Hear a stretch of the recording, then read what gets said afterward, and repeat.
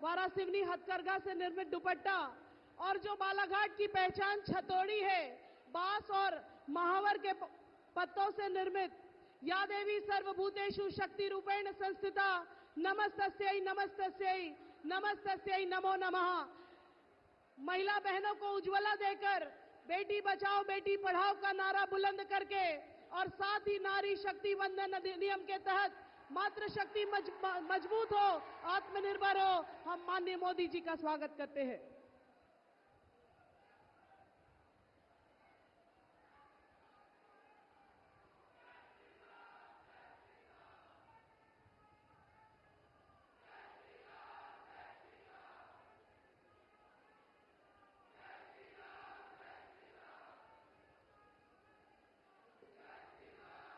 एक ही नारा, एक ही नाम। अगले उद्बोधन के लिए मैं आमंत्रित करती हूं मध्य प्रदेश के मुखिया माननीय मोहन यादव जी को कि अपना स्वागत उद्बोधन प्रस्तुत करें।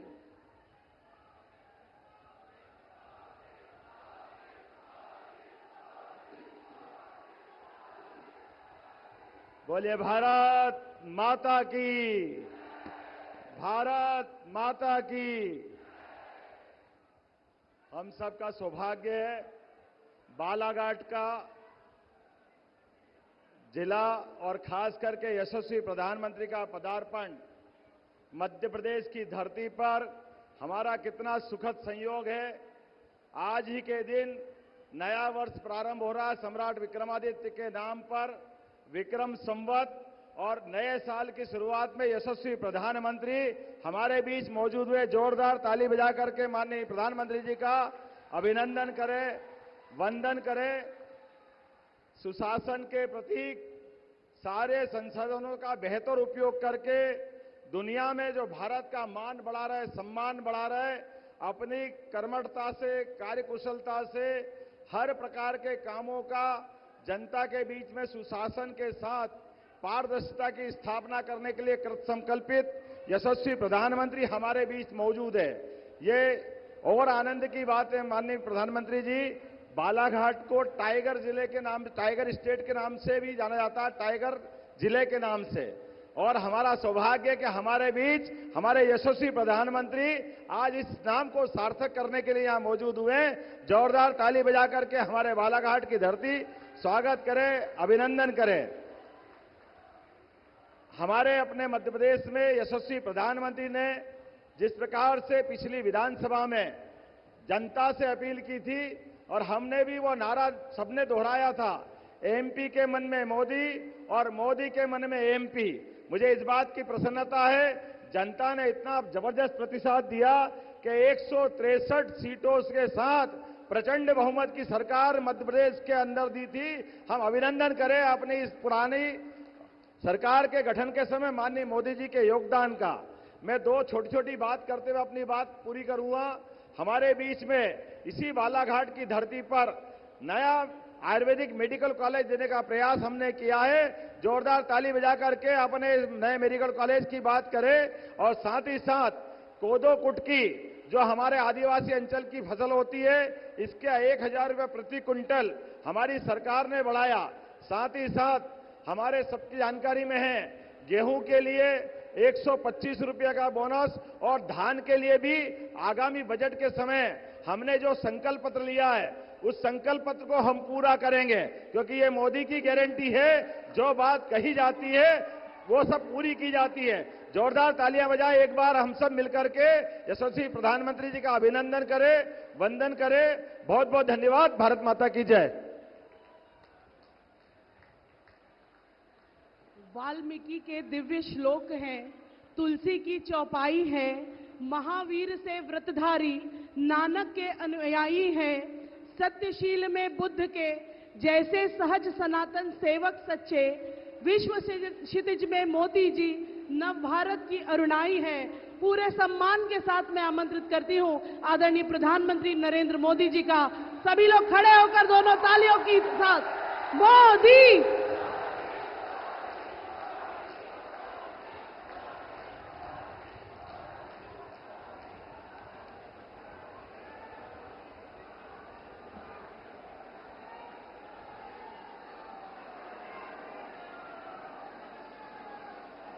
जय श्री कोटेश्वर महादेव। जय मां कालीपाट। जय मां गढ़कालिका।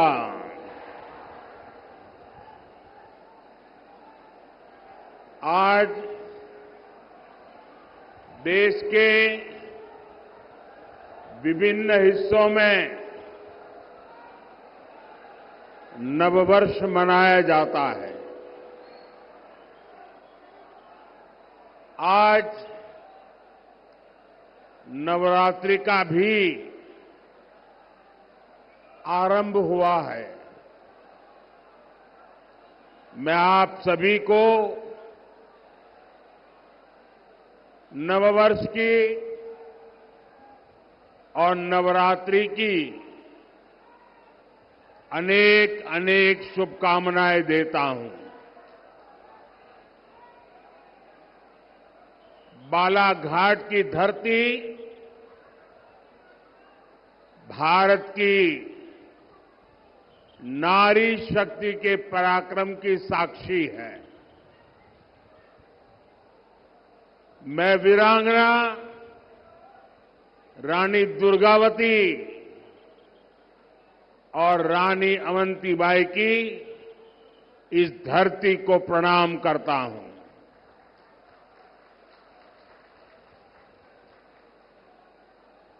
आज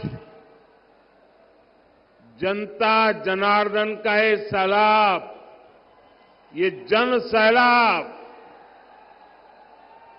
ऐसा लग रहा है जैसे केसरिया सागर नजर आ रहा है। और इतनी बड़ी तादाद में माताओं बहनों का स्नेह, उनके आशीर्वाद, ये साफ साफ दिखा रहा है कि 4 जून को मध्य प्रदेश में क्या परिणाम आने वाले हैं।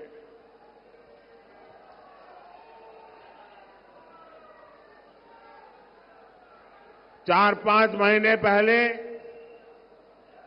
विधानसभा चुनाव में ही यहां आप सब लोगों ने मिलकर के कांग्रेस को पूरी तरह साफ कर दिया।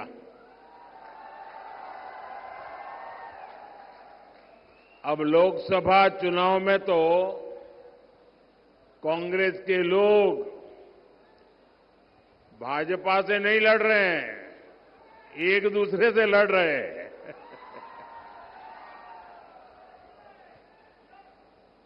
और इसलिए एमपी के कोने कोने से आवाज आ रही है, फिर एक बार, फिर एक बार, फिर एक बार। साथियों, 2024 का लोकसभा चुनाव 21वीं सदी के भारत का बहुत अहम चुनाव है। ये सिर्फ चुनाव नहीं है, कौन एमपी बने कौन न बने, इतने भर का ये चुनाव नहीं है। ये चुनाव नए भारत के निर्माण का मिशन है। ये विकसित भारत, विकसित मध्य प्रदेश के संकल्प को नई ऊर्जा देने वाला चुनाव है। जब G20 में दुनिया के बड़े बड़े फैसले, असंभव लगने वाले फैसले भारत में लिए जाते हैं, तो हर देशवासी को लगता है उसकी ताकत बढ़ गई है। जब अमेरिका से लेकर ऑस्ट्रेलिया तक भारत का डंका बजता है, तो हर देशवासी को लगता है कि उसका अपना सम्मान बढ़ा है। कभी कांग्रेस सरकार अपनी शिकायतें लेकर दूसरे देशों के पास जाती रहती थी, लेकिन आज वक्त बदल चुका है। दुनिया के बड़े बड़े देश, आपस में युद्ध कर रहे देश, भारत से अपने मुद्दों पर बात करने के लिए आते हैं। अपने देश का ये रुतबा देखकर हर हिंदुस्तानी का हौसला बुलंद हो जाता है। ये चुनाव देश के इसी बदलाव को नई बुलंदी देने का चुनाव है। साथियों, आजादी के बाद दशकों तक कांग्रेस बहुत ही पुरानी सोच पर चली। एक तो उनके मन में आजादी के आंदोलन का अहंकार भरा पड़ा था और सामान्य मानवीय ने जो आजादी के आंदोलन में त्याग किया, तपस्या की, बलिदान किया, उसको उन्होंने सत्ता में आते ही नकार दिया और एक छोटी सी कोठरी, छोटा सा परिवार का कुनबा हावी हो गया और उसी की सोच देश को पिछड़ेपन की तरफ धकेलती गई। कांग्रेस सोचती थी हम तो गरीब देश है और गरीब देश को आधुनिक सड़कों की, आधुनिक रेल की, नए एयरपोर्ट की क्या जरूरत है। कांग्रेस के बड़े नेता जिन 2-3 बड़े शहरों में रहते थे, वहां अपने लिए सुविधाएं जुटाकर ये लोग देश के दूसरे शहरों को भूल जाते थे। सबका साथ, सबका विकास के मंत्र पर चल रही बीजेपी सरकार देश के हर शहर को, देश के हर गांव को प्राथमिकता दे रही है। हमारी सरकार देश में आधुनिक इंफ्रास्ट्रक्चर पर लाखों करोड़ रुपए खर्च कर रही है। आधुनिक सुविधाओं पर इतना पैसा देश की किसी सरकार ने आज तक खर्च नहीं किया है।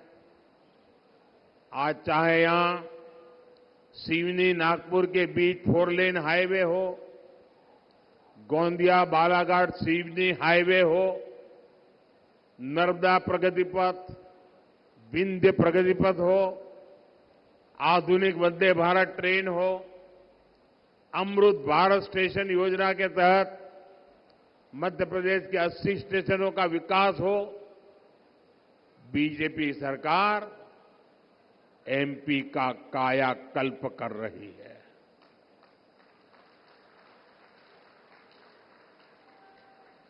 बालाघाट से गोंडिया वाली जिस ब्रॉडगेज रेलवे लाइन की नींव करीब 30 साल पहले रखी गई थी, उसे भी ये मोदी ने आकर के पूरा किया।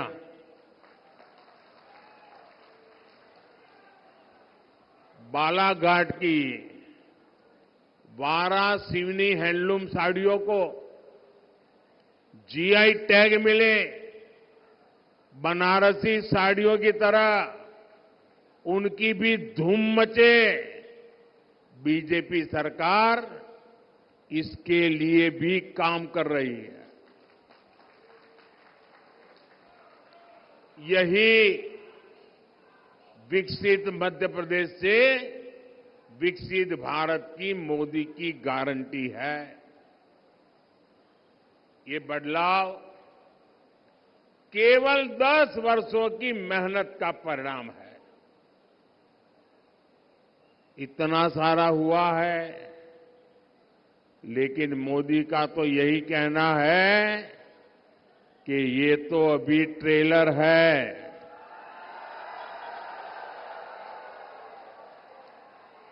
अभी तो बहुत कुछ करना है। देश को बहुत आगे लेकर जाना है। भाइयों बहनों, आप मेरी जिंदगी को जानते हैं। बहुत बारीकी से आपने मुझे बराबर देखा है, तरासा है। और आपने देखा है, मोदी मौज करने के लिए पैदा नहीं हुआ है।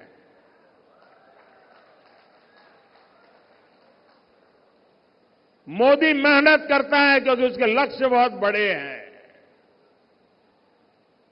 देश के लिए है, आपके लिए है, आपके बच्चों के उज्जवल भविष्य के लिए है।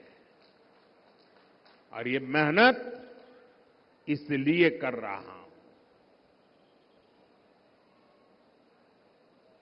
जब इतना सारा काम हुआ तो लोग कहते हैं, मोदी जी आप उसको ट्रेलर क्यों कहते हैं? इतना सारा कर लिया। अब मैं गांव की भाषा में अगर समझाना है तो मैं यही कहता हूं कि आपने देखा होगा गांव में दिवाली के दिनों में बड़ा रॉकेट छोड़ना है, बहुत ऊंचे जाने वाला रॉकेट छोड़ना है, तो बच्चे क्या करते हैं? पहले वो फुलझड़ी होती है ना, उसको जलाते हैं। फिर दूर से फुलझड़ी से उस रॉकेट को अग्नि देते हैं और फिर रॉकेट उड़ता है। होता है ना ऐसा होता है ना। अब फुलझड़ी देख करके भी लगता तो है वाह वाह बहुत बढ़िया पटाखे फूट रहे हैं, लेकिन उसका लक्ष्य तो उस रॉकेट को ऊपर ले जाना होता है। वैसे ही मोदी ने अब तक जो काम किया है ना, वो तो फुलझड़ी है, फुलझड़ी। अभी तो विकास का रॉकेट और ऊंचे ले जाना है। भारत के पूरे सामर्थ्य से असली दिवाली मननी, ये तो अभी बाकी है। और इसके लिए ही मैं आपसे आशीर्वाद मांगने आया हूं। साथियों, आज भाजपा सरकार वंचितों को वरीयता देते हुए काम कर रही है। भाजपा ने समाज के उस दलित, पिछड़ा, आदिवासी वर्ग को सम्मान दिया है जिसे पिछली सरकारों ने पहचान से भी वंचित रखा था।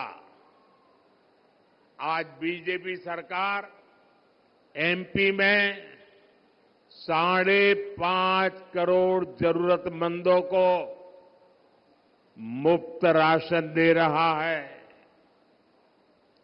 ये राशन पाने वाले बहुत बड़ी संख्या में इसी वंचित समाज से आते हैं। एमपी के 44 लाख गरीब और वंचित लोगों को तब तक पक्का घर नहीं मिला जब तक मोदी ने संकल्प नहीं लिया। एक समय था जब मध्य प्रदेश में केवल 10% घरों में पाइप से पानी पहुंचता था। अधिकांश आदिवासी इलाकों में पानी की सप्लाई की सुविधा तक नहीं थी। हमने इतने कम समय में एमपी के करीब 70 लाख घरों में नल से जल की सुविधा पहुंचा दी है। आज एमपी के 80 लाख से अधिक किसानों को किसान सम्मान निधि का लाभ मिल रहा है। यहां का किसान जो चिन्नौर चावल उगाता है और जो मुझे भी बैट भी दिया गया, उसे अब पूरे देश में पहचान मिली है। यही नहीं, कांग्रेस ने हमारे आदिवासी भाई बहनों को जल, जंगल, जमीन के अधिकारों से भी वंचित रखा था। आज 1 करोड़ से ज्यादा जनजातीय समाज के लोग पेसा कानून का लाभ ले रहे हैं। लाखों आदिवासी भाई बहनों को वन अधिकार का पट्टा भी भाजपा सरकार ने ही दिया है। मध्य प्रदेश में हमारे युवा साथी मोहन यादव जी और उनकी सरकार गरीब और आदिवासी समाज के कल्याण के लिए दिन रात काम कर रही है।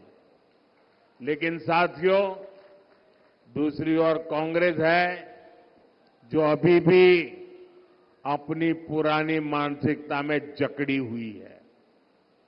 भाजपा जब देश में पहली महिला, आदिवासी महिला राष्ट्रपति के लिए आगे बढ़ी, तब कांग्रेस ने उन्हें हराने के लिए पूरी ताकत लगा दी।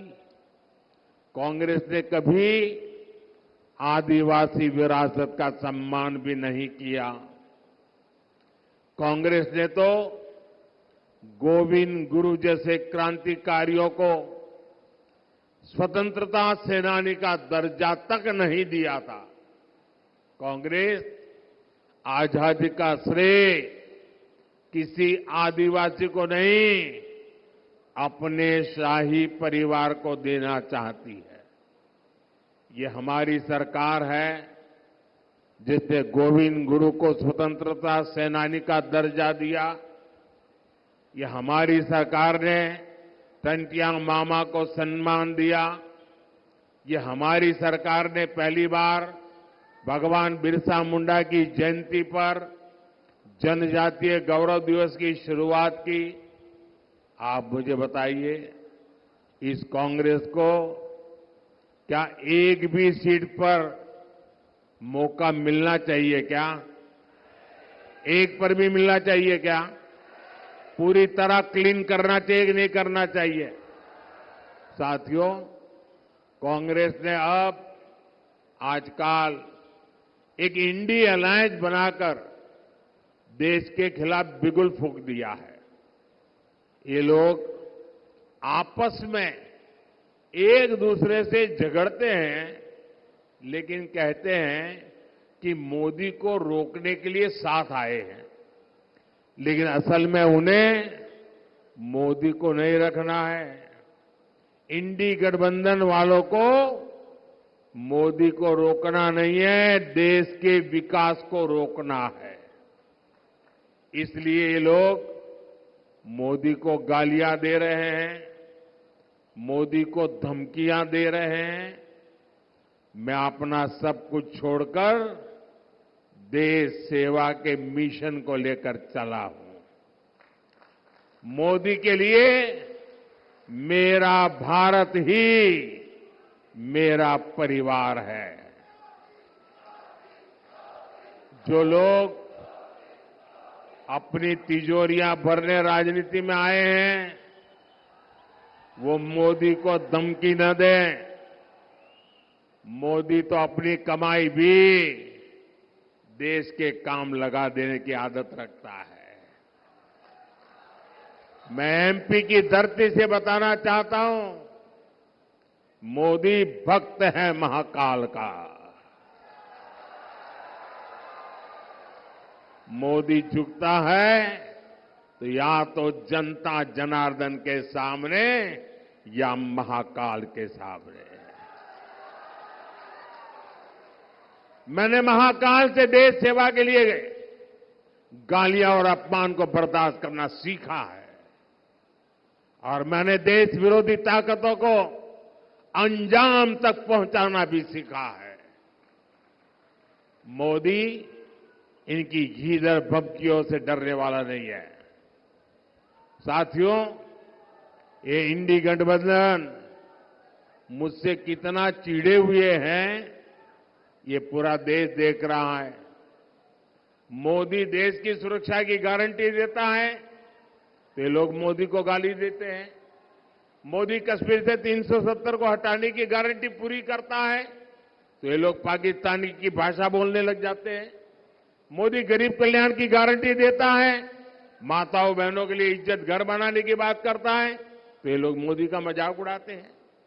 बालाघाट की ये धरती, रामपायली की ये भूमि जो भगवान राम के वनगमन से जुड़ी है, उन्हीं रामलला की जब प्राण प्रतिष्ठा होती है तो ये लोग मोदी को गाली देते हैं। और केवल मोदी को गाली दे तो समझ आता है, इंडिया अलायंस के लोग सनातन धर्म को नष्ट करने की सौगंध खाकर इस चुनाव में उतरे हैं। भाइयों और बहनों, मुझसे इनकी एक और बड़ी दुश्मनी है। बीजेपी सरकार आज भ्रष्टाचार के एक एक रास्ते को बंद कर रही है। बीजेपी सरकार गरीबों के हक का पैसा सीधे गरीबों के खाते में भेज रही है। जिन्होंने देश का पैसा लूटा है, अब उनके ऊपर कानून का शिकंजा भी कसा जा रहा है।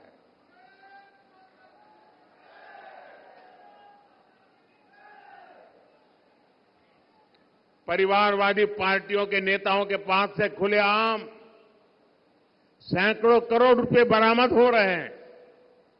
नोट गिनने वाली मशीनें थक जाती है, बिगड़ जाती है, खराब हो जाती है, लेकिन कांग्रेस पार्टी और इंडी गठबंधन के लोग बिना किसी शर्म के खुलेआम भ्रष्टाचारियों पर कार्रवाई रोकने के लिए रैलियां कर रहे हैं। मैं कहता हूं, भ्रष्टाचार हटाओ। वो कहते हैं भ्रष्टाचारी बचाओ। इंडिया अलायंस में इकट्ठा हुए इन लोगों की मुझसे यही दुश्मनी है। लेकिन मैं आपको गारंटी देता हूं, भ्रष्टाचार का पैसा जिस जिस तिजोरी में गया है उसे मैं बाहर निकाल के रहूंगा।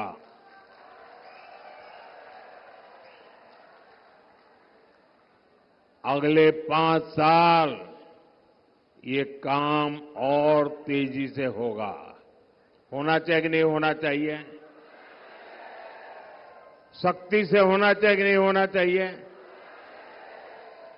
साथियों, तीसरे कार्यकाल में देश बड़े और ऐतिहासिक फैसले ले सके, इसलिए मुझे आपका भरपूर आशीर्वाद चाहिए। बीजेपी ने बालाघाट से श्रीमती भारती पारधी को और मंडला से श्री फगन सिंह कुलस्ते को प्रत्याशी बनाया है। इन्हें आप रिकॉर्ड मतों से विजयी बना करके भेजेंगे तो मोदी को मजबूती मिलेगी।